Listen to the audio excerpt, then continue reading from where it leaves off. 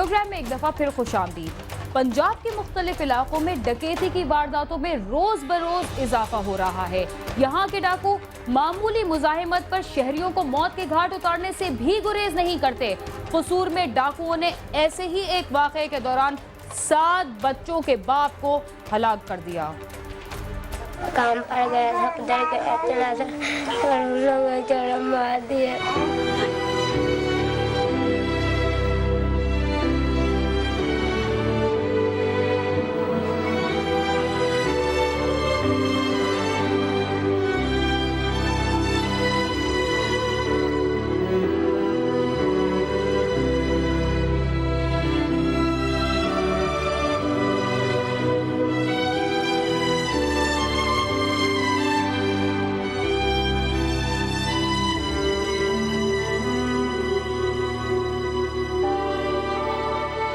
कसूर के नवाही इलाके रसूलपुरा का रहायशी 7 बच्चों का बाप मोहम्मद मंशा 12 साल से मकामी जमींदार बशीर अहमद जट के ईंटों के भट्टा पर ट्रैक्टर ट्राली की ड्राइविंग का काम करता था। वो भट्टा से ईंटें ले जाकर आसपास के इलाकों में पहुंचाता था। चंद रोज कबल रात 7 बजे मोहम्मद मंशा भट्टा मालकान से तनख्वाह लेकर अपने दोस्तों के हमरा घर जा रहा था कि रास्ते में उसके साथ जाने वाले रसूलपुरा से कुछ फासले पर बस्ती रुकनपुरा के रहायशी 2 दोस्तों मोहम्मद शौकत वगैरह ने उसे और दीगर साथियों से कहा कि हमें फसलों के पार छोड़ आओ, यहाँ डकैती की वारदातें बहुत ज्यादा होती हैं। जिस पर मोहम्मद मंशा और उसके साथी उन्हें छोड़ने के लिए चल पड़े। इसी स्ना में फसलों में छुपे हुए 2 डाकू सामने आ गए और उन्होंने तमाम अफराद को गन पॉइंट पर यरगमाल बनाकर रकम देने को कहा। मोहम्मद मंशा ने मजामत की तो डाकुओं ने उसे गोली मार दी और फरार हो गए। मोहम्मद मंशा शदीद जख्मी हो गया और जख्मों की ताब न लाते हुए मौका पर ही दम तोड़ गया। जवान पुत्र बेटा टूट गया। मेरा जवान बेटा चला गया, घर से काम पर गया था, वहाँ से पैसे लेकर घर वापस आ रहा था, इसे डाकुओं ने गोली मार दी। मैं राजूवाल पिंड में था, वहाँ इतला मिली थी। जब मैं अस्पताल पहुँचा तो मेरा बेटा मुझे छोड़कर हमेशा के लिए जा चुका था। डाकुओं ने मेरे बेटे को कत्ल करके मेरे बुढ़ापे का सहारा छीन लिया। 5 बजे अस्पताल दे विच मरिया। मुलजम 4 बंदे लेके गई, उन्होंने मकसद भाई भट्टे पर गया था, वहाँ से तनख्वाह ली और घर वापस आ रहा था। साथियों ने फसलों से आगे छोड़ने को कहा, उनको छोड़ने जा रहा था, फसलों में छुपे डाकुओं ने इससे कत्ल कर दिया। हमारी किसी से दुश्मनी नहीं, पुलिस कोई कार्रवाई नहीं कर रही। 4 मशकूक अफराद पकड़े थे, इन्हें भी छोड़ दिया। हमें इंसाफ मिलना चाहिए। इसके 7 बच्चे हैं, इनका वही सहारा था। पुलिस कहती है जल्द मुलजिम पकड़ लेगी, मगर मुलजिम नहीं पकड़े जा रहे। छोटे छोटे 7 बच्चे ने जिन्होंने मजदूरी करके खुआंदा। फायरिंग की आवाज सुनकर गांव के लोग जमा हो गए और पुलिस को इत्तला कर दी। पुलिस ने मौका पर पहुंचकर लाश कब्जे में लेकर पोस्टमार्टम के लिए डिस्ट्रिक्ट अस्पताल भिजवा दी और मकतूल के भाई की दरख्वास्त पर थाना सदर में नामालूम डाकुओं के खिलाफ मुकदमा दर्ज करके तफ्तीश शुरू कर दी, मगर मुलजिमों का कोई सुराग न लगा सकी। हर मुमकिन कोशिश कर रहे हैं कि नामालूम मुलजिम को ट्रेस करके गिरफ्तार करें और जो भी मुश्तबे अफराद हैं, इस तरह की वारदात करने वाले साबिक रिकॉर्ड याफ्तान हैं, उनको भी हम इसमें शामिल तफ्तीश करेंगे और हर मुमकिन कोशिश करेंगे कि ये मेरिट पे होगा जो भी होगा और इंसाफ मिलेगा। मकामी रहायशियों का कहना है कि हमारे इलाके में आए रोज डकैती की वारदातें हो रही हैं, मगर पुलिस वारदातों की रोकथाम के लिए कोई मुवस्सर कार्रवाई नहीं कर रही। आला हुकाम इसका फौरी नोटिस लें।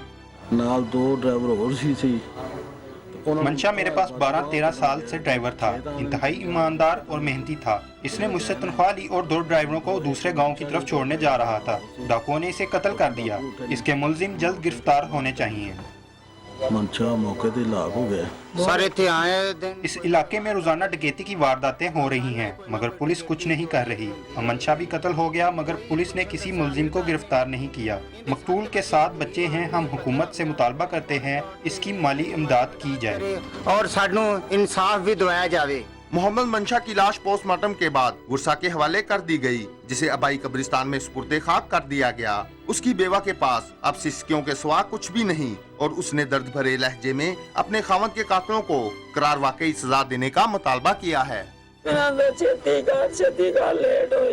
मेरा खामिन मुझे छोड़ गया। सुबह इसने रोटी पकाने को कहा, मैंने रोटी पका कर दी, फिर इसके सर पर मेहंदी भी लगाई। वो कहता था कि आज तनख्वाह मिलेगी तो घर के लिए राशन लेकर आएगा। मैं खाना पका रही थी, मेरी बेटी ने आकर मुझे बताया, अम्मी बाहर लोग कह रहे हैं कि अब्बा को गोली लगी है। मैं भागती हुई बाहर आई तो मालूम हुआ कि मेरी दुनिया ही उजड़ गई है। मेरे 7 बच्चे यतीम हो गए हैं। जालिमों ने मुझे और मेरे बच्चों को कहीं का नहीं छोड़ा। मेरा खाविंद ही मेरा सहारा था। हुकूमत जालिमों को फांसी दे। निके निके बच्चे मैनू इंसाफ होना चाहिए। मैनू मकतूल मोहम्मद मंशा के उर्सा का कहना है कि पुलिस हमें तिफल तसल्लियां दे रही है और मुलजमों को गिरफ्तार करने के लिए कोई कार्रवाई नहीं कर रही। उन्होंने वजीर आला पंजाब से मुतालबा किया है कि कातलों का जल्द अज जल्द सुराग लगाकर उन्हें कैफरे किरदार तक पहुंचाया जाए। साथी रिपोर्टर महर मोहम्मद शफीक के साथ आमिर शहजाद, समा, कसूर। जराइम की बेरहम दुनिया से निपटने के लिए ये जरूरी नहीं कि हम भी जराइम का रास्ता इख्तियार करें। अपने अच्छे किरदार से भी जराइम को शिकस्त दी जा सकती है। आइए जराइम पेशा अफराद के लिए काम करने वाले इस्लाही इदारों का साथ देते हुए जराइम के खात्मे की कोशिश करें। इसके साथ ही क्राइम सीन का वक्त खत्म हुआ। इस प्रोग्राम के सिलसिले में अगर आप हमें कोई राय देना चाहते हैं तो हमसे cs@sama.tv पर राब्ता कीजिए। इसके अलावा आप हमें फेसबुक पर भी ज्वाइन कर सकते हैं। बीना खान को इजाजत दीजिए और देखते रहिए समा।